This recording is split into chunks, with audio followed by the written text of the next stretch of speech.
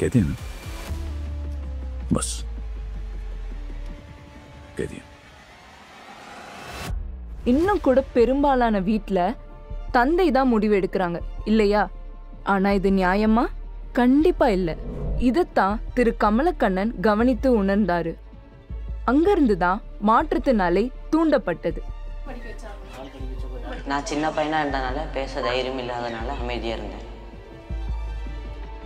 இது மட்டும் போதாதுன்னு கல்வி கனவையும் ஓரங்கட்ட வேண்டியிருந்தது. மூத்த மகன் படிச்சு வாழ்க்கையில முன்னேறுவான், இளைய மகன் வீட்டு வேலையை பார்த்துப்பான் என்ற மனநிலை இருந்தது. காரணம் நிதி நெருக்கடி மற்றும் நிலவும் ஒரு நம்பிக்கை. ஏன் இன்னொருத்தனுக்கு பணத்தை வீணாக்கணும்? இது எனது கதை மட்டும் அல்ல, இது நான் ஒவ்வொரு வீட்டிலும் ஒவ்வொரு இடத்திலும் கண்டது. கல்வி என்பது உரிமை அல்ல, இது பணம் மற்றும் வாரிசின் அடிப்படையில் நிர்வகிக்கப்பட்டது. இதை நான் எவ்வளவுக்கு அதிகமாக கண்டேனோ அந்த அளவிற்கு அதிகமாக தெரிந்து கொண்டேன். இது நிச்சயமாக மாற்றப்பட வேண்டும். Thiru Kamalakannan sir gender inequality, education barriers, caste discrimination, அப்புறம் youth facing illegal substance abuse அப்போதான் இதை உணர்ந்தாரு. பிரச்சனையை நேரில் பார்க்கறனால எதுவும் மாறாது, ஏதாவது செய்யணும்னு நினைச்சாரு. நாங்கள் ஒத்த எண்ணம் கொண்ட இளைஞர்களை கொண்டு அமைக்கப்பட்டது பாலின சமத்துவத்திற்கு எதிராக போராடுவதிலும் பெண்களுக்கும் இளைஞர்களுக்கும் சம கல்வியை வழங்குவது மூலமும் ஒரு புதிய சமுதாயத்தை உருவாக்குவதே எங்களுடைய நோக்கமாகும். பிரச்சனையும் நல்லா புரிஞ்சுது, முன்முயற்சிகளும் எடுத்தாங்க. உண்மையிலே ஏதாவது மாற்றம் ஏற்பட்டுச்சா? நான் எனது யோசனையை சொன்னபோது மக்கள் இதை தேவையற்றது என தெரிவித்தார்கள். என் சொந்த குடும்பத்தினரே இதை ஏற்க மறுத்தனர். சமூகமும் இதை புறக்கணித்தது. என் நண்பர்களும் இதை ஏற்றுக்கொள்ளவில்லை. இருந்தபோதிலும் இதை சமுதாயத்திற்கு எப்படி எடுத்து செல்வது என்ற யோசனையில் இருந்தேன். பின்னர் பணம் இருந்தது. நிதி எங்கிருக்குன்னு தெரியாது, நிதி கொடுக்கறதுக்கு ஆள் கிடையாது, கவர்மெண்ட் சைடு சப்போர்ட் கிடையாது. ஏன் அப்படின்னு சொன்னால் 3 வருஷம் முடிஞ்சதுக்கப்புறம் தான் எங்களுக்கு நிதியே கிடைக்கும் கவர்மெண்ட் சைட்லேருந்து. இருந்தாலும் எங்களோட பணியை நாங்கள் தொடர்ந்து செய்வோம். சில கிராமங்கள்ல அவரை உள்ள கூட நுழைய விடல.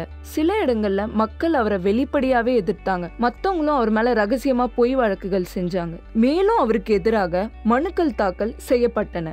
ஆனா திரு கமலக்கண்ணனுக்கு ஒரு சின்ன நம்பிக்கை இருந்துச்சு. சாலைகள் அடைக்கப்பட்டால் நாம் சரியான பாதையில் செல்கிறோம் என்று அர்த்தம். எவ்வளவு தடைகளை எதிர்த்தாரோ அவரது உறுதிப்பாடு வலுவடைந்தது. ஒவ்வொரு வீடாக போயிட்டு நாங்கள் வந்தபோது எல்லா வீட்லேயும் எங்களுக்கு ஒரு ஆதரவு கிடைக்கல. கடைசியாக அந்த ஏரியாவில் இருக்கிற வார்டு மெம்பர் எங்களுக்கு நான் பண்ணித்தரேன், நான் ஆதரவு தரேன்னு சொன்னது எங்களுக்கு பெரிய மகிழ்ச்சி தந்தது. அந்த ஃபஸ்ட்டு குழு வீரலட்சுமிங்கிற மகளிர் குழுவை அந்த ஏரியாவில் நாங்கள் ஆரம்பித்தோம். பின்னர் ஏதோ ஒரு மாற்றம் ஏற்பட்டது. பெண்கள் எங்களை மெதுவாக நம்ப துவங்கினார்கள். மெதுவாக ஒருவர் 10 பேராக, 10 பேர் 50 பேராக மாறினார்கள். பெண்கள் அவர்கள் வாழ்க்கையை பொறுப்பேற்க தயாராக இருந்தனர். அது தொடர்ந்து எங்களுக்கு முன்னேற பலத்தை அளித்தது. ஆரம்பத்துல தளப்பாடங்களோ அல்லது சரியான அலுவலகமோ இல்லை, வெறும் கனவு மட்டும் உறுதிப்பாடா இருந்தது. ஆனா தமிழ்நாடு சமூக நல வாரியம் 10,000 நிதியை வழங்கிய போது மக்கள் அவங்க தொலைநோக்க பார்வையை கவனிச்சாங்க. அதை அவரும் உணர்ந்தாரு. நாங்கள் ஒன்றுமில்லாமல் தொடங்கினோம், ஆனால் இன்று அகில இந்திய அளவில் அவார்டுகள் வாங்கியுள்ளோம். இன்னும் எங்களுடைய பணி முடியவில்லை, தொடர்கிறது. நான் 10வது படிச்சுட்டு வீட்டில் இருந்தேன். மேலே படிக்க வாய்ப்பு இல்லாதனால என்ன பண்ணுறதுன்னு தெரியாமல் இருந்தேன். அன்ஐடியில் எம்எம்பி கோர்ஸ் இருக்குதுன்னு சொன்னாங்க. இங்கே படித்ததுனால தமிழ்நாடு அரசு போக்குவரத்து கழகத்தில் வேலையில் இருக்கிறேன். எங்கள் நிறுவனத்தின் மூலமாக இதுவரையிலும் பார்த்தீங்க அப்படின்னா ஒரு கிட்டத்தட்ட 800க்கு மேற்பட்ட பயிற்சியாளருக்கு நாங்கள் பயிற்சி அளித்திருக்கிறோம். அது மட்டும் இல்லாமல் அவர்களில் 650க்கு மேற்பட்ட பயிற்சியாளர்களுக்கு தனியார் மற்றும் அரசு நிறுவனங்களில் வேலை பெற்று கொடுத்துருக்குறோம். அது மட்டும் இல்லை, இந்த இளைஞர்களுடைய வாழ்க்கை மேம்படுத்துறதுக்காக, பொருளாதாரத்தை மேம்படுத்துறதுக்காக நாங்கள் எவ்வளவுக்காக போராடினோமோ அதில் ஓரளவு வெற்றி பெற்றுக்கிறோம். அப்படிங்கிறதுல நாங்கள் முழு திருப்தி அடைக்கிறோம். என்னோட உலகம் நான் என் வீடுன்னு மட்டும்தான் நினச்சிட்டு இருந்தேன். அன்னை ஐடிஐ மூலமாக டெய்லரிங் பயிற்சி கொடுக்குறாங்கன்னு தெரிஞ்சு நான் அங்கே போய் ஜாயின் பண்ணி எனக்கு அவங்க கொடுத்த பயிற்சி மற்றும் ஆதரவுனால நான் ஸ்ரீ கணபதி டெய்லருங்கிற கடை வச்சு நடத்திட்டு இருக்கேன். என்னோட குடும்பத்தை மட்டும் நான் பார்க்காம இன்னும் 2 பேர்த்துக்கு நான் வேலை கொடுத்துட்ருக்கேன் இந்த கடை மூலயமா. 27 ஆண்டுகள், 22,000 உயிர்கள் மாற்றப்பட்டது, 55,000 மேற்பட்ட பாதிப்புகள். இது வெறும் நம்பர் மட்டும் இல்லை, உண்மையான மனிதர்கள், உண்மையான கதைகள். இளைஞர்கள் திறமையான நிபுணர்களாக மாற வாய்ப்பளிக்கிற ஒரு பயிற்சி மையம். பெண்கள் தங்கள் சொந்த காலில் நிற்க உதவும் ஒரு ஆதரவு அமைப்பு. இந்த இயக்கம் கல்வி தடைகள், காஸ்ட் அண்ட் ஜெண்டர் இன்இக்வாலிட்டி எதிர்க்கிற ஒரு இயக்கம்.